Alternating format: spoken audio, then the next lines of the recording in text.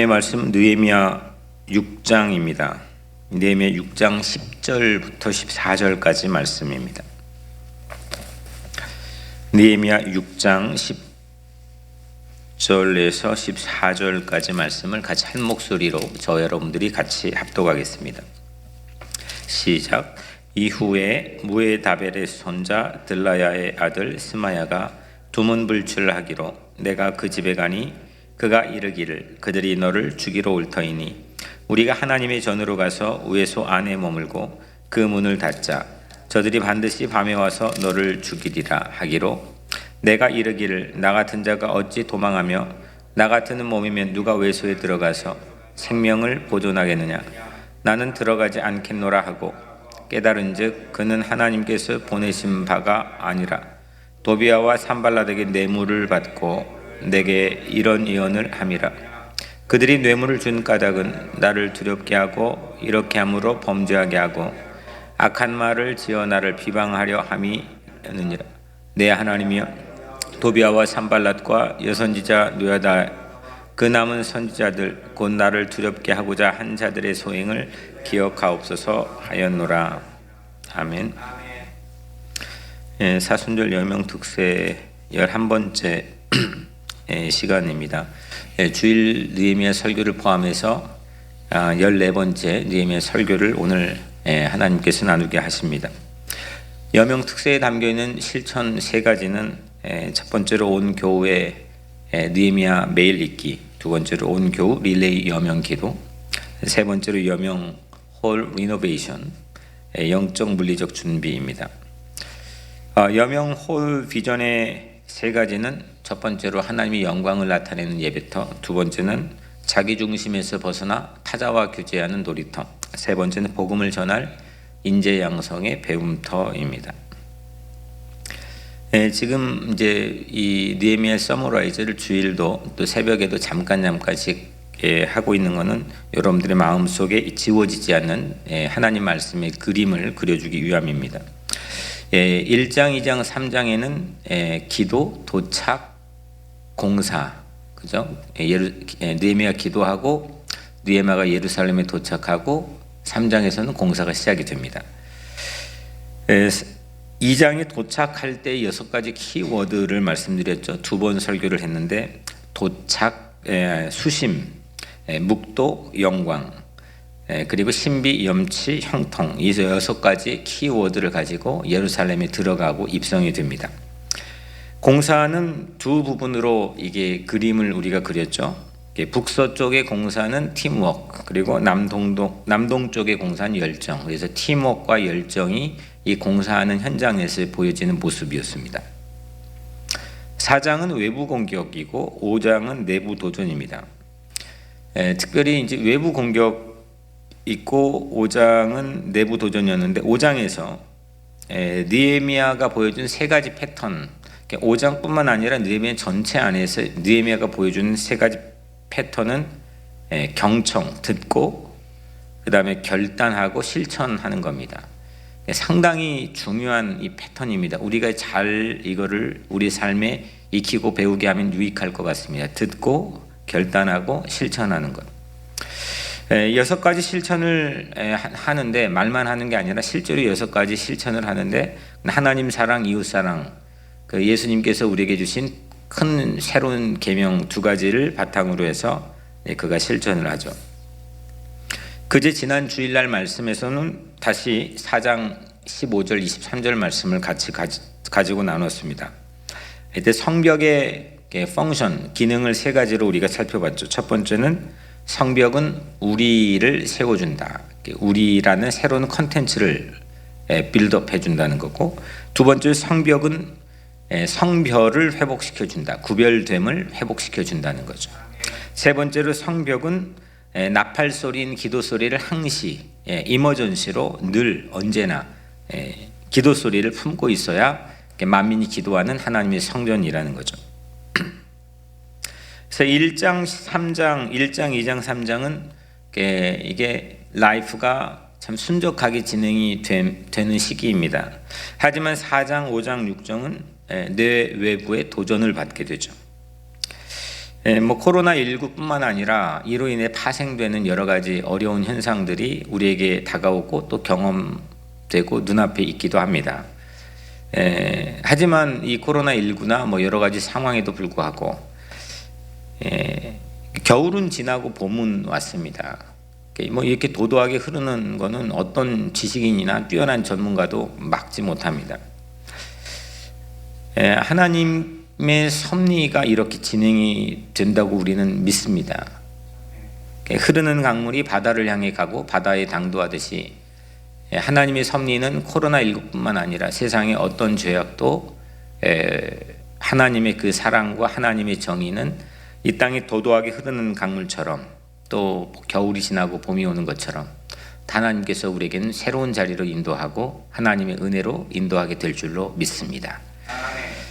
오늘은 우리가 말씀을 10, 11, 12, 13, 14 이렇게 5절 읽었습니다.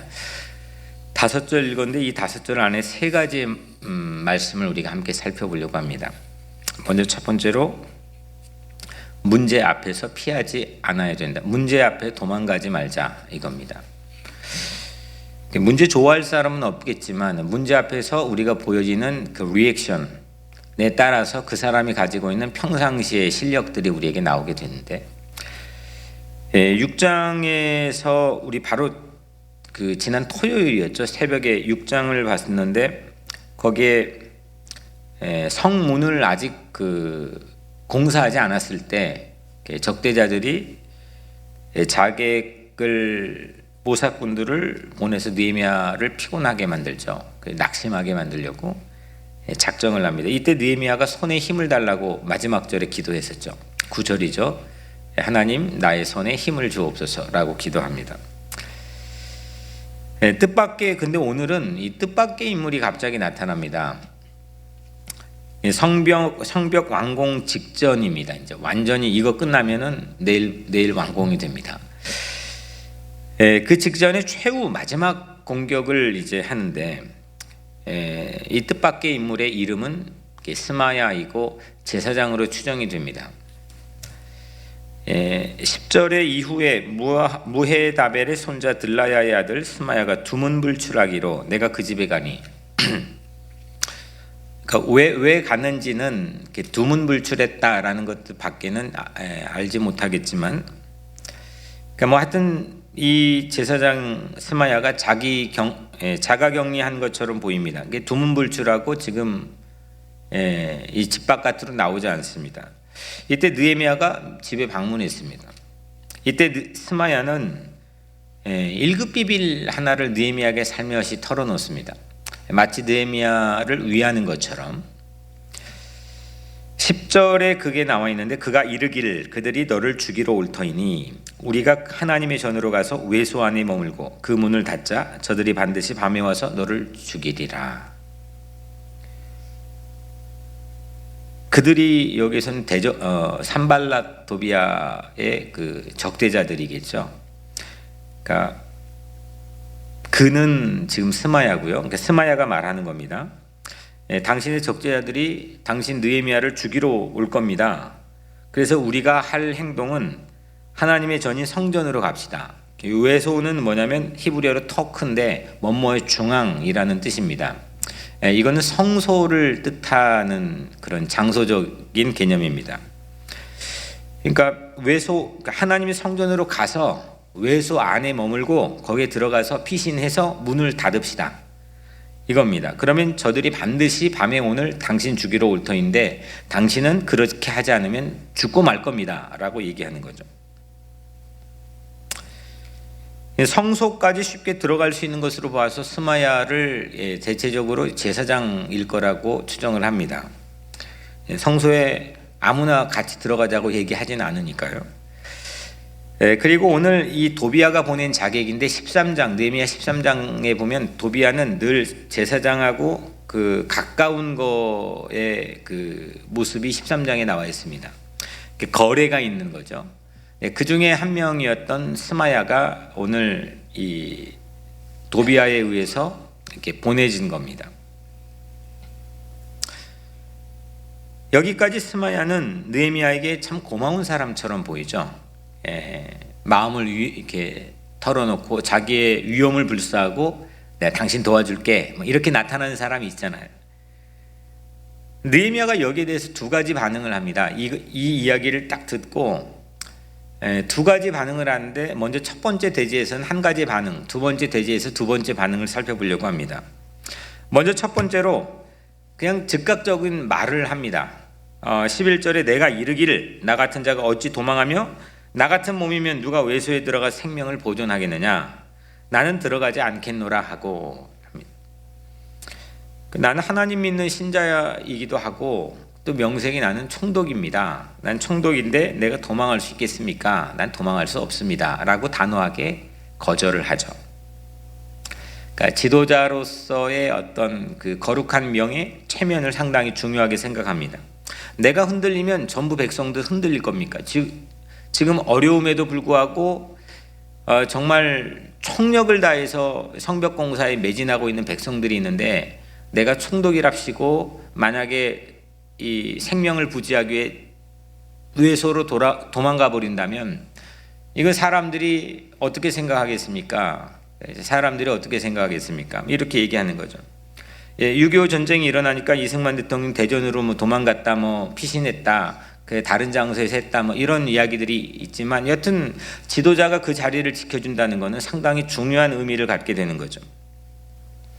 그런데 여기 다음이 더 중요합니다. 다음에 보면은 느헤미야는 외소인 성소에 들어가서 생명을 보존할 수 없다라고 토로합니다.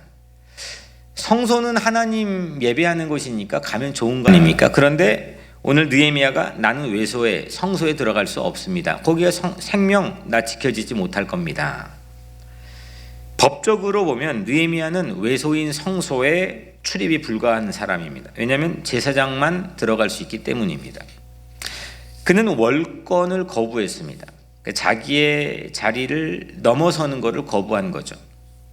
성소에 들어가서 분향하려고 들어갔던 우시야 왕이 있습니다.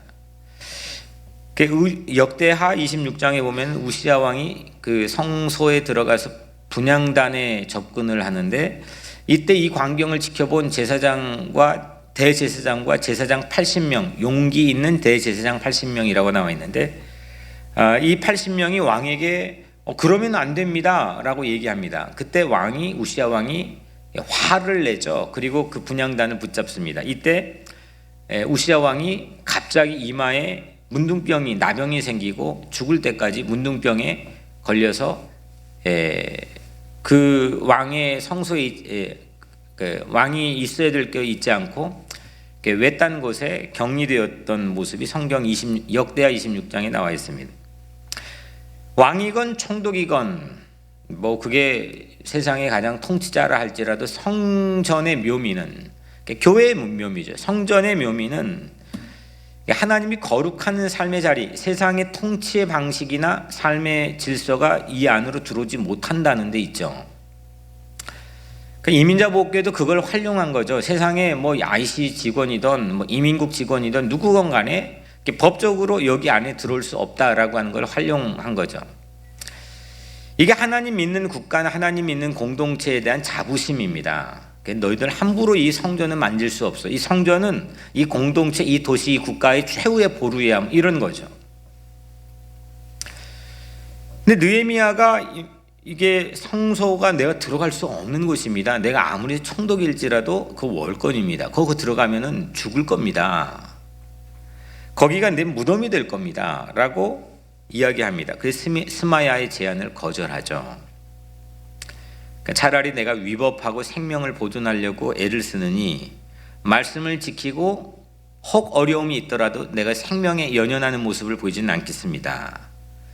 이게 느헤미야의 평소 실력입니다. 왜냐하면 상대가 나를 위해서 고맙게 1급 비밀을 지금 털어놓은 걸로 느헤미야는 이해하고 있으니까요. 고마운 사람이잖아요. 고마운 사람한테 그거를 제안을 거절하고 마음 씀씀이를 거절하는 게 쉬운 일이 아니거든요. 이게 느헤미야의 평소 실력입니다. 바로 버튼 누르면 리액션이 나오는 평상시의 모습이죠. 그는 총독의 명예를 실추시키지 않았습니다. 그리고 도망하지 않았습니다. 총독의 신분을 남용하지도 않았습니다. 그래서 성소로 피신하려고 들어가지도 않았습니다. 멋진 지도자입니다. 우리도 거룩한 명예를 소중하게 생각하고 비겁하지 않았으면 좋겠습니다. 세상에 다 무서워하고 다 비겁해 하잖아요. 어려움이 당하면 다 그러죠. 평상시에는 제가 참 거친데 어느 순간 별것도 아닌데 그거 가지고 엄청 쫄아버린 성도의 상담을 받은 적이 있습니다. 아무리 위로해도 이게 먹히지가 않는 겁니다. 저녁에 가도 또 아침에 해도 먹히지가 아무것도 아닌데도 불구하고 그건 내가 책임져 주겠습니다 해도 안 되는 겁니다. 사람이라는 게 다 이렇게 어떤 순간에 가면은 겁을 먹게 되고 무서워할 수 있게 됩니다. 이건 누구나 마찬가지입니다. 그런데 우리는 세상 다 그래도 우리 각자에게 주어져 있는 하나님 믿는 사람, 하나님 백성, 하나님의 자녀, 크리스찬이라고 하는 거룩한 자기 자존감인 이 명예를 실추시키지 않는 것. 그래서 우리가 비겁하지 않을 수 있는 것. 아, 저 사람 믿는 사람이구나. 아, 이럴 때 믿는 사람은 확실히 다르구나. 이런 거에 대한 자존감이 우리 삶에는 있어야 될 줄로 믿습니다. 다 어려울 때는 저도 그게 다 좋을 때는 뭐 그게 굳이 필요하지도 않고 티도 나지도 않고 뭐 그냥 묻어가면 되는 거고. 근데 정작 우리가 예수 믿는 사람으로서 필히 우리 각자에게 주어져 있는 거룩한 명예 또 거룩한 자존감, 이게 발휘될 수 있는 거는 이 세상 다 어려울 때입니다. 그때 우리가 그 명예를 정말 소중하게 생각하고 오늘 이 장면처럼 도망가지 않고 비겁하지 않고 굳이 우리 생명이나 뭘 이렇게 연연하기 위해서 또 돌아가려고 하는 그런 모습들이 우리 삶에서 보이지 않는 것 상당히 중요하다고 생각합니다. 삭구는 이리가 오면은 양을 버리고 도망가 버립니다. 가만히 보면은 도망가 버립니다. 느헤미야처럼 우리도 문제 앞에서 비겁하게 도망가거나 월권으로 문제를 해결하지 않도록 하는 거룩한 자존감이 우리 삶에 또 우리 공동체에 있게 되기를 주님의 이름으로 축복합니다. 아멘. 두 번째로 두려움의 전문가로 서십시오. 첫 번째는 문제 앞에 도망가지 마십시오. 거룩한 명예심을 지키십시오. 두 번째는 두려움의 전문가로 서야 됩니다. 오늘 바로 방금 전까지 여기까지는 스마야가 고맙지만 거절했습니다. 그런데 느헤미야의 두 번째 반응을 보면 전혀 달라집니다. 12절에 깨달은즉 그는 하나님께서 보내신 바가 아니라 도비아와 산발랏에게 뇌물을 주고 내게 이런 예언을 함이라. 전혀 달라진 거죠. 뭔가 새로운 걸 깨달았습니다. 스마야의 저의를 느헤미야가 깨닫게 된 거죠. 아, 저 사람이 꿍꿍이가 있구나. 그 전에 바로 첫 번째 반응할 때까지만 해도 아, 저 사람은 고마운 사람, 1급 비밀을 나에게 알려준 사람, 내 생명을 지켜주려고 했던 사람, 그렇게 이해하고 있는데 이제는 야, 저 사람은 꿍꿍이가 있구나, 저 사람 저희가 있구나, 이걸 깨달은 겁니다. 스마야는 대적들에게 매수가 되어 있었습니다. 그걸 모르고 있다가 아, 저 사람은 간사한 모략이 있구나, 이걸 알았습니다. 그리고 느헤미야 그걸 안 다음부터의 모습이 그 다음에 이제 몇 절 안 되지만 이어집니다. 대적들은 느헤미야를 성소로 들어가게 함으로 느헤미야가 대제사장 자리까지 넘보고 있다라고 하는 루머를 만들 참이었습니다. 왜냐하면 거기는 제사장만 들어가는 곳이고 거기에 들어가는 것은 무언가의 특별한 목적이 있어야 제사장이 들어가는 겁니다. 총독이었던 신분으로 그곳에 들어갔을 때 여러 가지 혼란, 루머를 야기시켜서 혼란을 초래할 수가 있습니다. 또한 느헤미야는 외소에 숨은 겁쟁이로 낙인 찍힐 거고, 야, 이게 지도자가 우리 보고 일 시켜놓고 자기는 살겠다고 어디로 숨었어? 라고 하는 그런 겁쟁이로 낙인 찍힐 것이고, 그러면 백성들은 어떻게 되겠습니까? 열심히 공사하다가 느헤미야 리더십이 타격을 받게 되고 의심을 받게 될 겁니다. 결국 그러면 최종적으로 어떻게 되느냐? 성벽 공사는 스탑될 겁니다. 이거 노린 거죠. 자연스럽게 성벽 공사는 중지될 것을 대적들은 계산한 겁니다. 이런 내막을 느헤미야가 두 번째 반응에서 알아차렸습니다. 성경에 나와 있죠. 느헤미야는 기도하니까 영분별이 뛰어납니다. 영분별이 뭐 은사 받아가지고 영분별이 아니라 지혜가 뛰어난 거죠. 이치를 깨닫는 겁니다. 하나님의 마음을 아는 겁니다. 중요한 부분은 느헤미야가 이런 저의를 깨닫고 난 후에 도망을 결정하지 않았다는 겁니다. 이 저희 깨닫고 나면 사람들이 어떻게 리액션을 취하는지를 우리는 생각하게 됩니다. 알기 전에도 도망하지 않기로 결정했죠. 저희를 몰라도 함정에 빠지지 않는 사람이었습니다. 그 저희 같은 거 굳이 거 파악 안 되고 영불별 안 되고 바보 같아도 함정에 빠지지 않는 사람이었습니다. 이게 중요한 겁니다. 그는 대적들의 모략에 담겨있는 시나리오를 근데 파악합니다. 13절에 그들이 뇌물을 준 까닭은 나를 두렵게 하고, 첫 번째 나를 두렵게 하고, 두 번째 이렇게 함으로 범죄하게 하고, 마지막 세 번째 악한 말을 지어 나를 비방하려 함이니라. 이게 그들의 시나리오의 도식입니다. 산발랏이 돈으로 스마야를 매수해서 느헤미야에게 접근하게 한 이유는 느헤미야를 두렵게 하기 위함이었습니다. 그 두려움이 성소에 들어가는 범죄를 만들 거고, 두려우니까 도망갈 거고, 그러면 도망가게 되면 풍문, 루머를 만들어서 느헤미야를 집중 비방할 수 있게 된다. 이게 그들이 가지고 있는 시나리오입니다. 그러면 성벽 공사는 당연히 중지되겠지. 관건은 두려움입니다. 여기에서 키워드는 두려움입니다. 두려움이 모든 걸 야기시키는 사단이 뿌려놓은 씨앗이 된 겁니다. 스마야는 두려움을 줬고, 하지만 느헤미야는 두려움으로 받지 않았습니다. 이게 중요합니다. 느헤미야도 두려움 앞에 서기는 했습니다. 받지 않은 거지 두려움 앞에 섰죠. 그 말에서도 오늘 13, 14절에 두려움이 두 번이나 나옵니다. 그는 그런데 두려움의 전문가처럼 보입니다. 두려움의 이게 프로페셔널한 매니저처럼 보입니다. 본래 천성이 겁이 없는 사람 이야기라고 한다면 그 성경에 올려놓을 수 있겠습니까? 저 사람은 원래 천성이 그래, 하나님 굳이 믿기 전에도 그래 라고 하면 성경에 기록될 필요가 없겠죠. 누구나 우리는 두려워합니다. 이게 두려워하지 않는 사람 가만히 보면 아무도 없습니다. 매일 기도하는 사람, 나는 천국을 소망하는 사람 들었습니다. 그 목사님에게 들었습니다. 그런데 그분 얘기, 어느 순간 몸이 아프면 누구보다 두려워합니다. 누구보다 불안해합니다. 사람은 다 그렇습니다.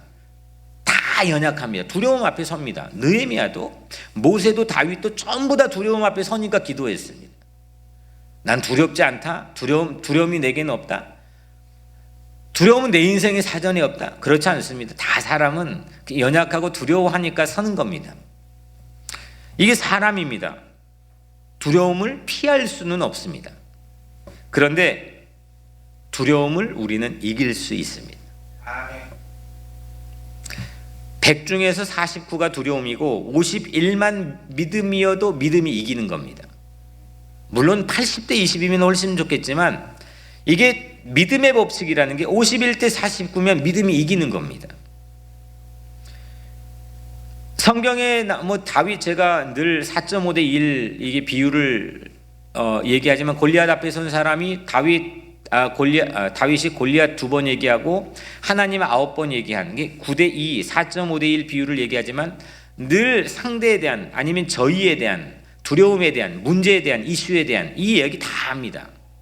여기서 설교하는 목사도 밖에 나가면 뭐가 두려운지, 세상의 이슈가 뭔지 그거 파악하고 다 노력합니다. 괜히 거룩한 척 하지만 세상의 교인들도 전부 다 얘기합니다. 나는 기도 많이 하고 나는 오랫동안 신앙에 구력을 가지고 있다고 하지만 가만히 얘기 들어오면 일상에서는 전부 다 두려움 갖고 있습니다. 겁먹고 있습니다. 그런데 두려움을 이기는 길이 있습니다. 두려움을 피할 수는 없지만 두려움을 이기는 길은 있습니다. 그 성경이 우리에게 알려주고 예수님도 알려주고 그를 가장 근본 파운데이션이라고 얘기합니다. 그게 뭐냐? 더 큰 두려움을 알아버리면 됩니다. 더 큰 두려움을 우리가 알면 됩니다. 마태복음 10장 28절, 몸은 죽여도 영혼은 능히 죽이지 못한 자들을 두려워하지 말고 오직 몸과 영혼을 능히 지옥에 멸하시는 이를 두려워하라 했습니다.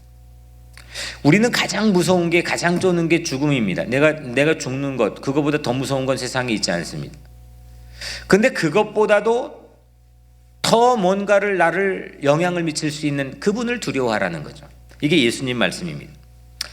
용기는 두려움을 무시하는 거에서 오지 않습니다. 에이, 두려움까지 것. 근데 또 조금 있으면 몇 시간 후면 또 두려워집니다. 이게 인간입니다. 사람들은 아니까 더 무서워합니다. 제가 보니까 이 법을 아는 변호사들이 더 무서워하고 병을 아는 의사들이 더 무서워합니다. 이게 아무것도 모르면 배는 게 없으면 별로 무서워하지 않습니다. 이게 용기는 두려움을 무시하는 것에서 오지 않습니다. 더 큰 두려움을 만나는 것만이 두려움을 이기는 길입니다. 몸은 죽이는 것보다 영혼을 멸하실 수 있는 하나님을 두려워하고 하나님을 경외하는 것, 이게 지혜의 근본이고 세상에 담대하게 사는 길이라고 말했습니다. 그래서 목사가 이게 뭐 세상에 있는 전문가보다 훨씬 두려워하지 않을 수 있는 근거 하나가 뭐냐? 별로 아는 게 없습니다. 세상의 지식을 별로 아는 게 없어도 세상에 가장 무서운 것보다 더 무서운 하나님을 경외하라고 말하기 때문입니다. 그러니까 제대로 목사하면 이건 목사는 군인보다 더 무서운 겁니다. 총 가진 사람보다 남미에선 더 무서워해서 선교사들이 이 나라를 새롭게 해방하지 않습니까? 마지막 세 번째로 기도는 기도로 적대자 앞에 서야 됩니다. 우리 적대자 만납니다. 이런 음모를 지금 알아채버렸습니다. 얼마나 황당하겠습니까? 고마운 줄 알았는데 자객이었습니다. 근데 그렇게 알아채버린 후에도 느헤미야가 가장 먼저 경외하는 하나님을 부르죠. 오늘 마지막 14절에 내 하나님이여, 그걸 안 다음에 내 하나님이여 이렇게 불렀습니다. 느헤미야는 정말 기도를 많이 하는 사람입니다. 시간량을 채울 셈으로 기도하지 않았습니다. 쉬지 않고 기도합니다. 내 문제 아닌데도 기도하고, 문제 앞에서도 기도하고, 문제 해결해도 기도하고, 시험 들어도 기도하고, 시험 빠져나와도 기도하고, 승리할 때까지 기도합니다. 느헤미야는 다행히 시험에 빠지지 않았습니다. 만약 성소로 피했더라면 닥칠 위기가 눈에 선합니다. 그런데 그는 함정에 빠지지 않았습니다. 이제 돈 받고 자기를 죽음에 빠뜨리려고 했던 원수 스마야가 자기 눈앞에 지금 서 있습니다. 느헤미야는 명색이 총독입니다. 성소 안에서는 스마야가 우위지만 성소 바뀌면 엄연 총독이 우위입니다. 얼마든지 복수할 찬스입니다. 그런데 느헤미야의 기도를 들어보십시오. 14절에 내 하나님이여, 도비야와 산발랏과 여선지 노아다야와 그 남은 선지자들 곧 나를 두렵게 하고자 한 자들의 소행을 기억하옵소서 하였노라. 즉 대적의 소행을 하나님이 내버려 두지 말라고 기도했습니다. 자기가 처리하지 않았습니다. 순발력 있던 느헤미야, 그렇게 뭐에도 순발력 있게 보여줬던 재빠르던 느헤미야, 여기만은 슬로우 템포입니다. 밀어버립니다. 맡겨버립니다. 원수 갚는 것 하나님께 맡겼습니다. 로마서 12장 19절 너희가 친히 원수를 갚지 말고 하나님의 진노하심에 맡기라. 느헤미야는 적대자 앞에 머리로 서지 않고 가슴으로 서지도 않고 기도로 적대자 앞에 섰습니다. 저희를 알기 전에도 문제 앞에 피하지 않았고 저희를 알지라도 두려움의 전문가로 서고 기도로 적대자 앞에 설 수 있었습니다. 오늘 우리 각자의 삶에서도 오늘 이 말씀처럼 이 5절밖에 되지 않는 말씀처럼 우리 삶의 믿음으로 사는 게 뭐냐? 두려움 앞에, 불안 앞에 설 때 우리가 살 수 있는 그런 방법이 뭐냐? 내 앞에 저희를 알아버린 이후에, 직후에 적대자 앞에 선 우리 각자의 삶의 리액션이 어떻게 되어야 되느냐? 이 은혜가 오늘 우리 각자의 삶에 있게 되기를 주님의 이름으로 간절히 축원합니다. 기도하겠습니다. 은혜로우신 아버지 하나님, 오늘 우리에게 주신 말씀 붙들고 기도하려고 합니다. 이 시간 성령께서 우리를 감동하셔서 우리 온 성도들 또 새벽 교우들을 기도하는 저들을 축복해 주시고 응답하여 주옵소서. 예수 그리스도의 이름으로 간절히 기도드리옵나이다. 아멘. 네, 어젯밤에 우리 지난 주일 당회에서 결정한 코로나19에 대한 교회의 안내문, 주일 예배와 새벽 예배를 제외하고 당분간 임시적으로 전부 클로즈하고 또 중단하고 온라인으로 대체하는 안내문을 공지했습니다. 하지만 또 하나님께서는 이 불안을 통해 저는 더 뭔가 기대가 됩니다. 왜냐하면 성도들 보면 재직들도 오면은 예배의 중요함 모르거든요. 자기의 편의적이거든요. 예배가 우리에게 얼마나 중요한지, 이 순간에 예배가 클로즈 되기도 하는구나, 초유의 있는 일이거든요. 그리고 예배를 마치 나의 액세서리처럼 생각하기도 하거든요. 여기에 예배에 모든 걸 걸 수 있는 기회다. 사생결단하고 예배하고 사생결단하고 기도할 수 있는 그런 기회다라고 저는 생각합니다. 그래서 기대가 됩니다. 클로즈하면서도 모임들을 취소하면서도 기대가 됩니다. 그래서 여러분들 이번 기회에 우리 이 교역자들도 재직들도 더 바짝 긴장하고 성도들 돌보고 기도하고 또 예배에 집중할 수 있는 그런 본질적인 교회가 되길 바라고요. 그 다음에 코로나19 바이러스에 고통받는 이웃들을 위해서 또 이를 위해서 힘쓰고 있는 의료진들을 또 위해서 또 사순절 여명 특세 기도 불길을 위해서 또 여명홀 건축을 위해서 이게 너무 우리 얘기하고 똑같지 않습니까? 뭐 반대되는 이렇게 이 상황들이 막 펼쳐집니다. 하지만 이 여명홀의 건축이 하나님 뜻대로만 되게 해주시고 또 예배터, 놀이터, 배움터가 되게 해주시고 또 여기에 필요한 것들을 주님 채워주시고 또 오늘 노아방주 사역과 또 우리 교역자 회의를 위해서도 우리 주여 3번 부르짖고 간절하게 같이 기도하겠습니다.